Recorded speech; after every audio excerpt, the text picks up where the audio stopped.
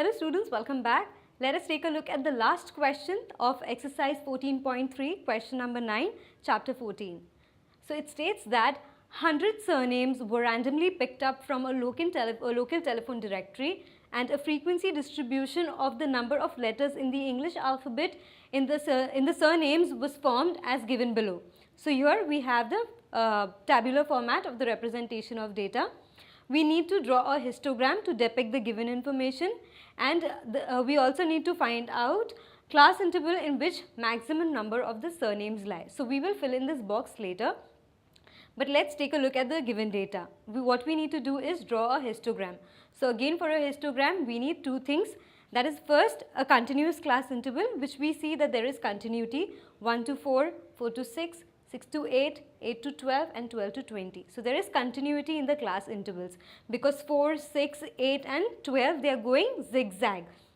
Now the other thing is that we need to find out whether in the histogram we are going to get bars of uniform width or varying width. And how do we find that out? By taking a look at the class size. So the class size here is 4 minus 1, which is 3, whereas here it is 6 minus 4, which is 2, then again 8 minus 6 is 2, then 12 minus 8, which is 4, and 20 minus 12, which is 8. So there is no uniformity in the class size. That means we are going to get bars of varying width, and the histogram that we will be drawing would be that of bars having varying width. Now in this case we need to adjust the frequency.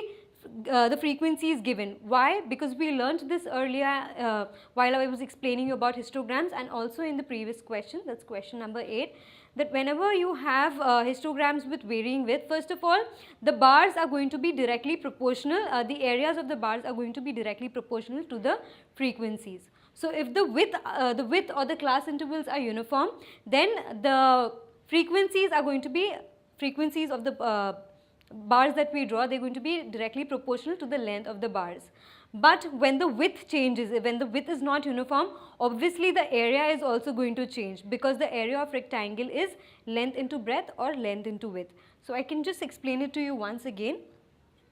Area is directly proportional to frequency. Correct? So area is what? Length into width. Length into width is directly proportional to frequency. Now when this is uniform, length of the bars become directly proportional to the frequency. So there is no need to make changes in the length or the frequencies that are given. But when the width, that is the class size, is not uniform, then we need to adjust the frequencies and the length. So once you adjust the frequencies are going to be plotted on the y-axis, right? They give us the values of the variables. That means the lengths need to be adjusted. So now what we are going to do is adjust the frequency or indirectly the length of the rectangles.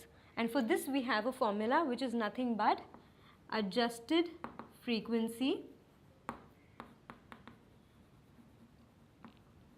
is equal to smallest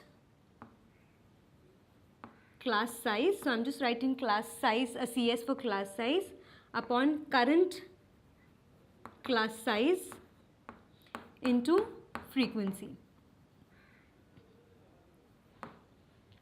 So which is the smallest class size? You can either take 6 minus 4, which is 2, or 8 minus 6, which is again 2. So I'll just take, for convenience, the topmost that we find in the list. So 6 minus 4. So for the first one, this value, the adjusted frequency, is going to be 6 minus 4 upon 4 minus 1, because current class size. So current class size is 4 minus 1 into frequency, which is 6. So let's do this. 6 minus 4 upon 4 minus 1 into 6, which is going to be 2 upon 3 into 6. So 3 ones are 3, 3 twos are 6, and this is going to be equal to 4. Then again this would be 6 minus 4 upon 6 minus 4 into 30. So this is going to be 2 upon 2 into 30, which is going to be, obviously 2 upon 2 is 1. So this is going to be 1 into 30, which is 30. Moving on, we have 6 minus 4. The numerator is going to be constant throughout, that is 6 minus 4. Then 8 minus 6 into 44. So this is going to be equal to 2 upon 2 into 44, which is going to be equal to 44 because 2 upon 2 is 1. So I hope you are following. What we are doing is we are taking the smallest class size, which is 6 minus 4, and the current class size for each class. So here for the first one it is 4 minus 1, then 6 minus 4, then 8 minus 6. Now again we will take 6 minus 4 upon 12 minus 8 and into the frequencies. So the frequency here was 6, then 30, then 44, and we will continue the same way. So 6 minus 4 upon 12 minus 8 into 16. So let's check this. 2 upon 4 into 16. So 4 ones are 4, 4 fours are 16, and 4 twos are 8. And finally the last one, 6 minus 4 upon 20 minus 12 into 4.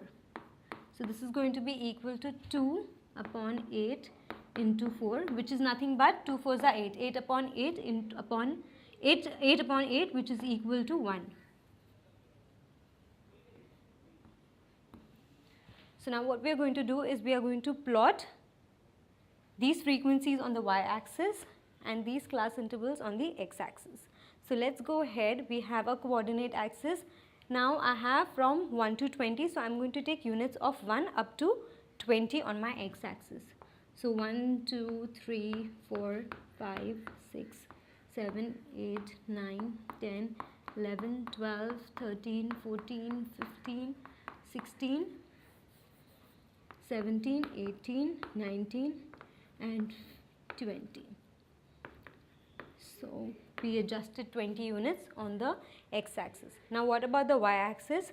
We have 1 as the smallest and 44 as the largest value that we have. So let's take 5. 5 I think should be good. So 5 up to 45 looks good, right? Because the maximum that we have is 44.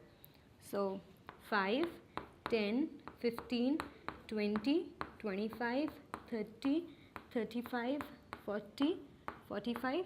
Let's go on because we have space. So it's good not to leave the coordinate axis blank or just draw a small line. Since I have made a large coordinate axis, I'll just name it 70. So what do we have on the y-axis? On y-axis I have number of surnames. So I'll say number of surnames.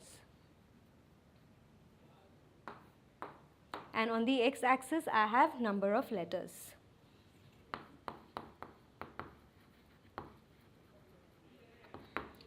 So now what we are going to do is we are going to plot the histogram. So what are we going to take?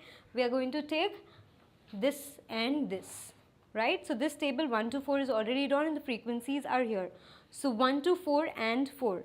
So first of all 1 to 4 will be from here and until 4. So 4 will be just below 5. So 1 to 4 and 4. Then I have 4 to 6 and 30. So 4 to 6 on my x-axis and 30 on my y-axis. So 30 will be somewhere here. So 4 to 6 and 30.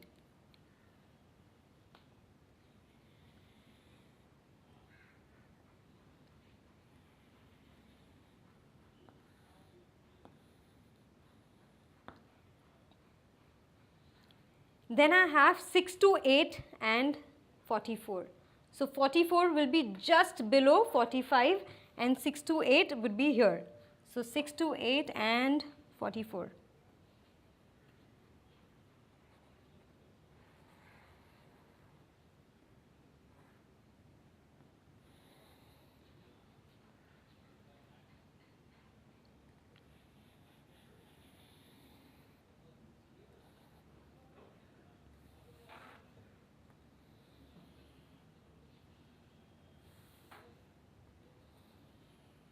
Just make sure you're using a scale to draw these bars.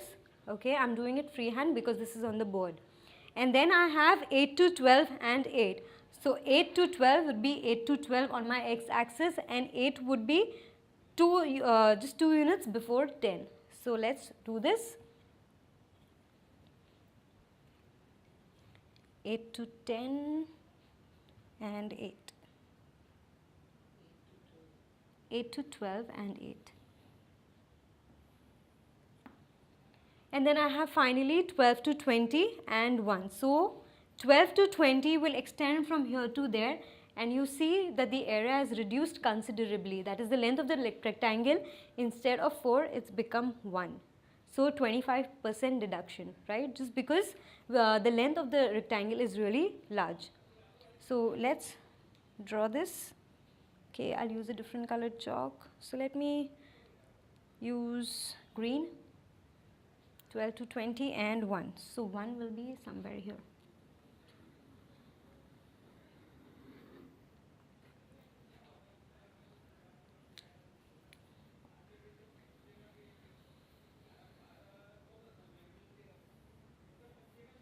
So since this is a very small rectangle or bar that we see here, what I'm going to do is I'm just going to shade it slightly, because it looks almost invisible. So let us just shade all the remaining rectangles.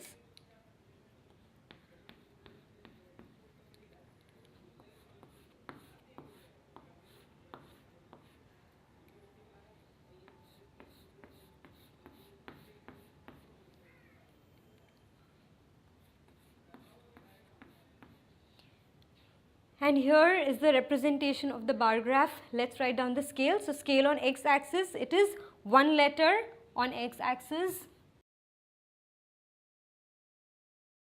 And here we have differences of 5 on the y-axis. So 5 surnames on y-axis. So this is the histogram, and we need to finally answer question number 2. That is the class interval in which maximum number of surnames lie. Now in the histogram, since we have adjusted the frequencies, the length of the rectangle are going to be proportional to the frequency. So the tallest rectangle is going to give us the class interval in which maximum number of surnames lie. So which is that class interval? It is none but 6 to 8. Right? So I will write 6 to 8. So please take a look at the solution and the histogram.